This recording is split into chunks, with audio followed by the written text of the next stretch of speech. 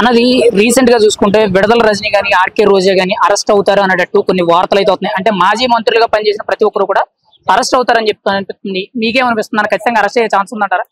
Arrest చెయ్యాలండి. ఎవరైతే ఇప్పుడు వీళ్ళంతా ఏదో సుత్తపూసల్లాగా మాకేమీ తెలియదు, ఏదో మేమేదో గొప్ప గొప్ప వీళ్ళు మామూలుగా అవినీతులు చేయలేదండి వాళ్ళు. ఒక్కొక్కళ్ళు ఎవరైతే ఎమ్మెల్యేలుగా పోటీ చేశారో ఆంధ్రప్రదేశ్ అప్పులు చూస్తే భారీగా పెరిగాయి. ఎవరైతే వీళ్ళు పోటీ చేసినప్పుడు ఎన్నికల అఫిడవిట్ లో ఏదైతే వీళ్ళు పొందుపరిచారో దానికి 5 సంవత్సరాలు గడిచిన తర్వాత చూస్తే వాళ్ళ ఆస్తులు విపరీతంగా పెరిగాయి. ఇన్ని ఆస్తులు వీళ్ళకి ఎక్కడి నుంచి వచ్చాయి? ఎంతంత కార్లు, ఖరీదైన లగ్జరీ కార్లు. ఆంధ్రప్రదేశ్ చూస్తే ఒక పక్కన అప్పులు కుప్ప కింద తయారు చేసి వీళ్ళు ఎమ్మెల్యేలుగా ఎవరైతే పోటీ చేశారో వాళ్ళంతా కూడా ఆస్తులు అనేది విపరీతంగా పెరిగాయి. దీనిపైన విచారణ జరిపించి ఎవరైతే అవినీతి చేశారో వాళ్ళందరినీ కూడా అరెస్ట్ చేయాలి. అదే విధంగా ఏవైతే వాళ్ళు అవినీతి చేశారో ఆ డబ్బులు ఏవైతే ఉన్నాయో అవన్నీ కూడా రికవరీ చేయాలి.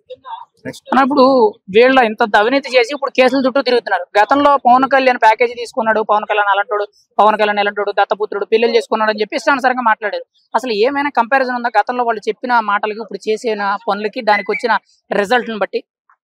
ఏంటంటేనండి, మాట్లాడటానికి వీళ్ళకి ఏదో టాపిక్ కావాలి. ఏదైనా ఉందంటే పవన్ కళ్యాణ్ ప్యాకేజీ తీసుకున్నాడు, 3 పెళ్లిళ్ళు, దీని గురించే వాళ్ళు 5 సంవత్సరాలు మాట్లాడుకుంటూ వచ్చారు. ఎందుకంటే పవన్ కళ్యాణ్ గారి మీద ఇది తప్ప ఇంకేం ఆరోపణ చేస్తారు వాళ్ళు? ఆయన నిజాయితీ అందరికీ తెలుసు. దాని గురించి ఏంటంటే నువ్వు దొంగవి ఏదో క్రియేట్ చేయాలి. మొన్నటిదాకా ఆర్కే రోజా గారు అసెంబ్లీ గేట్ కూడా తాకనివ్వం, ఏదో అసెంబ్లీ ఏదో మా సొంత ఓన్ హౌస్ లాగా.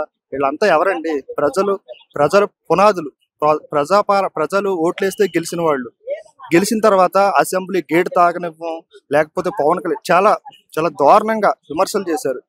తర్వాత చూస్తా వచ్చాం మనం. ఏదైతే ఉందో పవన్ కళ్యాణ్ అనే వ్యక్తి ప్యాకేజీ తీసుకున్నాడు, లేకపోతే పవన్ కళ్యాణ్ అనే వ్యక్తి ఇంకా ఏదో హిందూ మతం గురించి మాట్లాడుతున్నాడు. ఇవే తప్ప వీళ్ళు మాట్లాడటానికి టాపిక్ అంటే ఏముండదండి, ఇంతే మాట్లాడతాం. ఇప్పుడు అలాంటి అవినీతి చేసిన మాజీ మంత్రులు అందరూ కూడా అరెస్ట్ అయ్యే అవకాశం ఉంది. వాళ్ళకి మీరేం చెప్తారన్న?